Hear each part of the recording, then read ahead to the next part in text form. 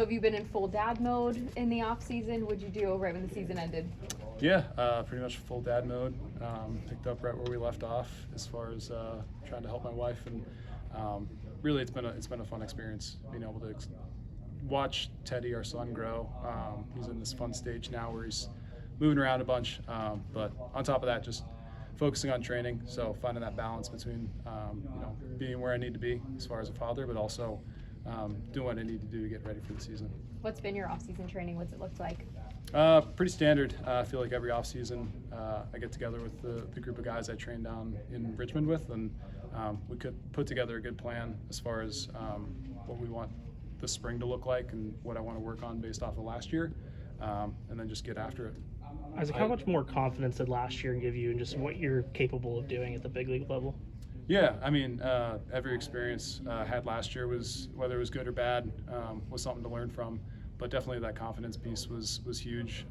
Knowing what 2024 taught me, and then going into 2025 and being able to grow from that, and now just being able to know, hey, I can do this consistently. So just making minor tweaks here and there, communicating with coaches, and just being ready to go once the season starts. Do you feel like maybe you have a little more agency in those tweaks where you have the major league success now, you have something to go off of, rather than I'm trying to appeal to a major league team to prove myself?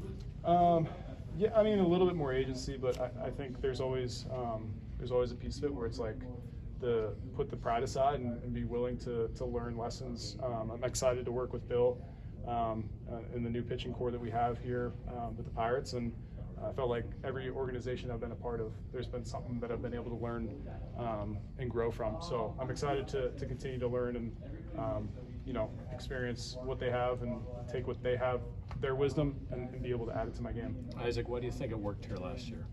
I think the biggest piece was just the belief piece from the Pirates, knowing they had my back in 24, signed him back in 25, and just being able to go out and know who I was and execute at a high level.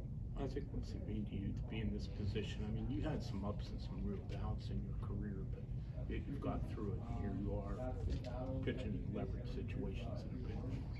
I mean, it just means a lot. Knowing that this isn't my story, knowing that God's had a hand in this the whole time. But there'll also be a time and a place to kind of look back and reflect on all that stuff. I don't think I'm there yet, but maybe in a few years down the road we'll get there. But just thankful for where this game has taught me lessons about baseball, but also about life. When you talk about the Pirates believing you, how much of it did you feel you'd believed in yourself and this was the payoff? And how much of that is another payoff is for them to show that belief in you? Yeah, I mean, I've had people surrounding me in my life, my wife being a huge piece of that, but my family as well, always believing in me and believing that we can do great things. And so to just have the support of the Pirates and the guidance as well, it just adds on to that and gives you confidence to go out and play free and enjoy the game just a little bit more. When you look around the rest of the bullpen, Isaac, how much of a weapon do you think that group can maybe be? I mean, looking to last year, we did a really good job, I think, of executing.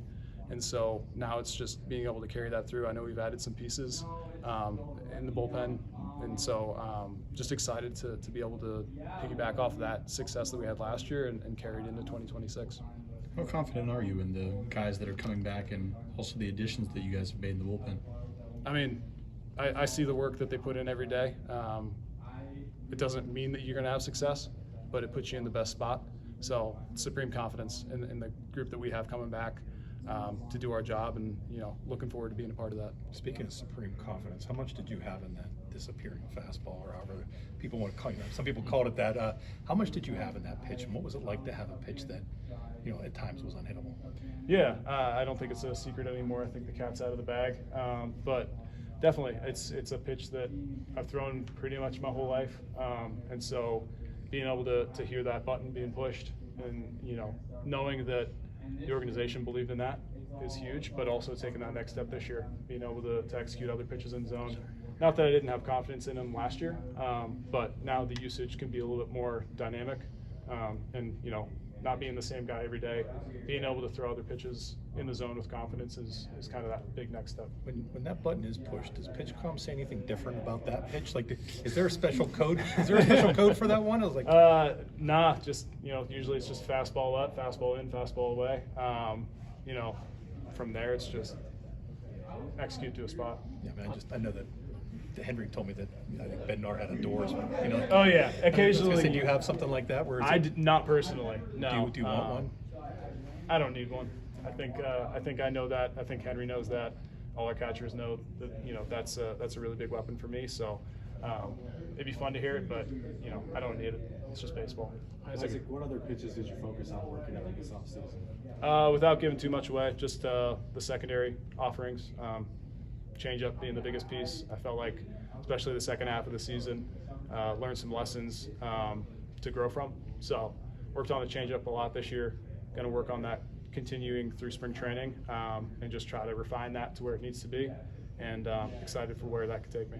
Isaac, you mentioned a couple of the additions. What's been the talk amongst the returning guys about some of the new guys that are coming and the vibe for this coming season? Yeah, I think every year you walk into it with the expectation of winning and winning at a high level. And I feel like that's where this group's at. Still have to put in the work, you still have to show up every day and focus on the process over the outcome. But I feel like as a group, we're excited for 2026.